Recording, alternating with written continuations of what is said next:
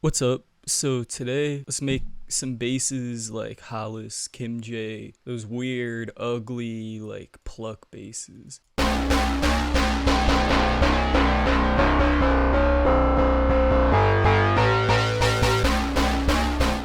Start with this dinosaur wavetable, get some envelope going. And then some oscillator B and C will go ahead and put this up 7 semitones, which is a perfect fifth, so that sounds like this together. Turn this down, and we'll use this FM from C, and this gives it that sort of plucky, like, attack.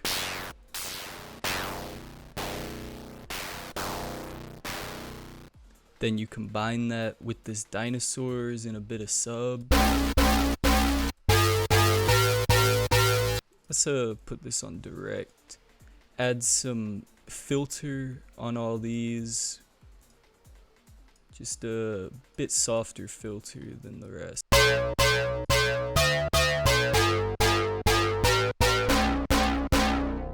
Now let's add some pretty basic effects, some chorus and stuff like that.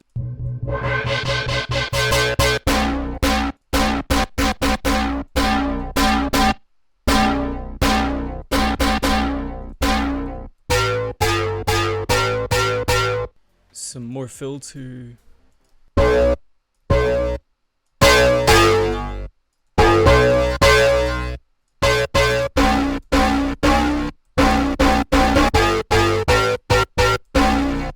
Alright, and real quick, I'm just gonna lay down a bass line so I don't have to keep repeating.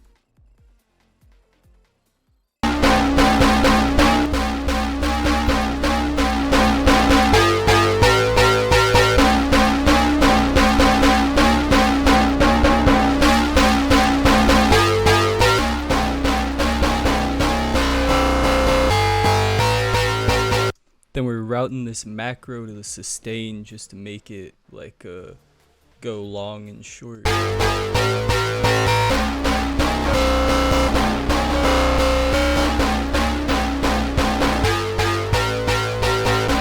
mean, that right there, we could go ahead and make a beat literally just with that. So I'll throw some drums on this real quick.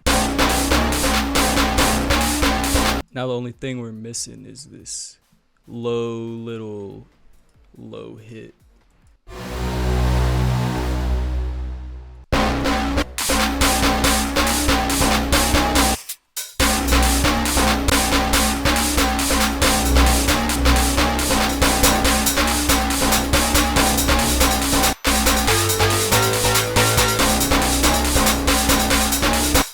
Alright, and then what we can do from here is, now that we have this template, change all of these wavetables and we'll get whole different basses every time.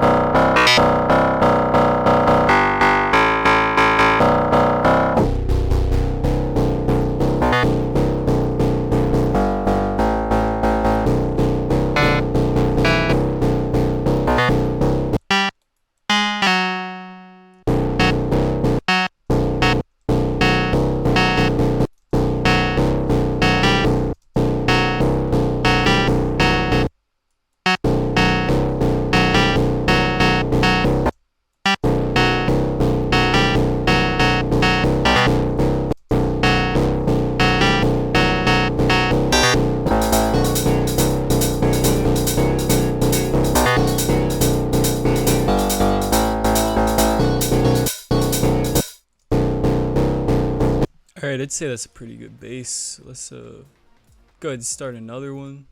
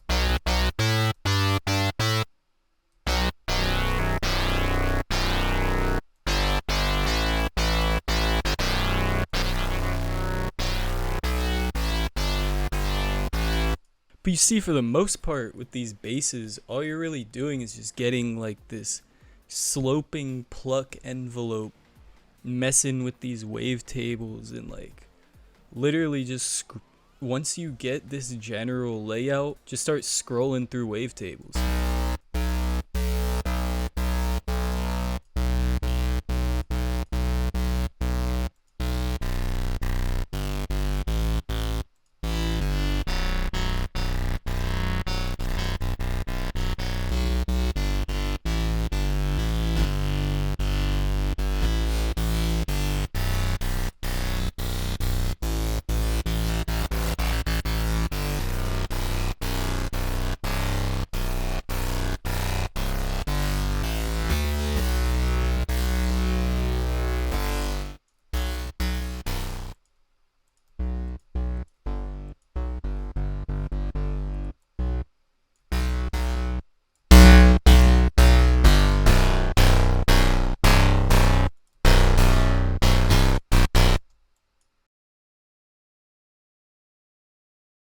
So now we've got another one here.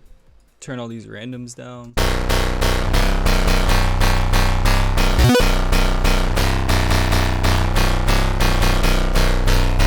This is another thing you can do, is if you turn this randomness all the way down, what this random does is it starts the oscillator randomly throughout this waveform.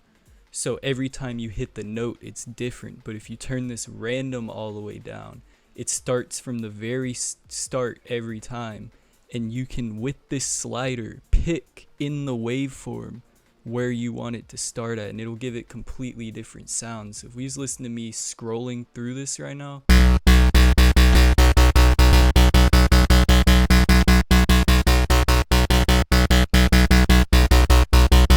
you can hear all the different changes in tone. And doing that, you can also get some crazy sort of sounds with it.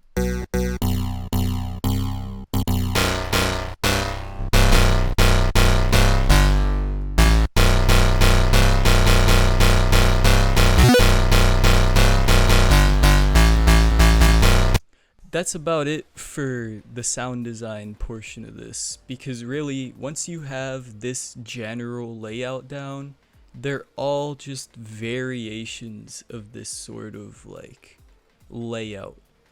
But as for the pattern, you've probably, like, even just throughout this video hearing this, they use this specific pattern a lot. And what this is, and this is probably going to trip you out, is it's literally like the classic pop chord progression inverted. So if we take let me go back. If we take this and let's put it in a new pattern and go ahead and take these half steps out here and bring this an octave up, and you're immediately gonna be able to notice what this chord progression is once you hear it. It's like just a classic progression.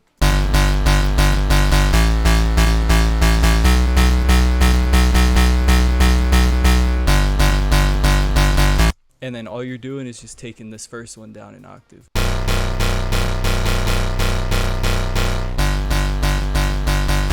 And this obviously works in any key. We could pitch it up, and then as long as you have whole step down in this sort of arrangement, like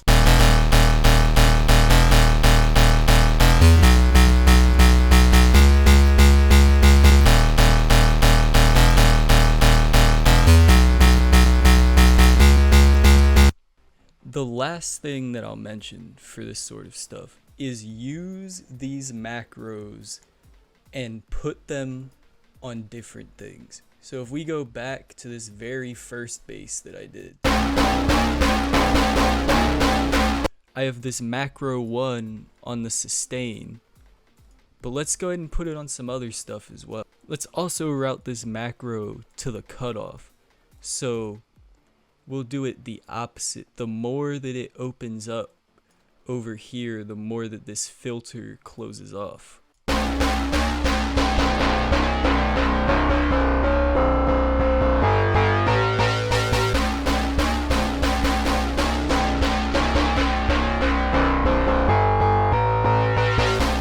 And that sounds pretty crazy, even just doing that. So literally just take these macros and route them to things.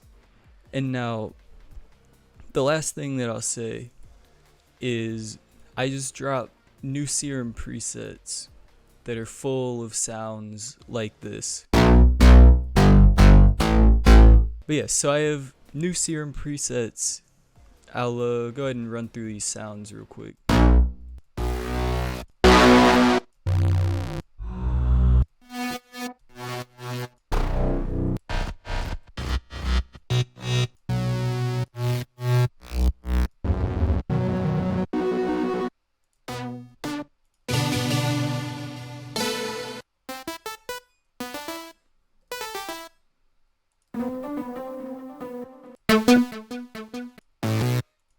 That's about it.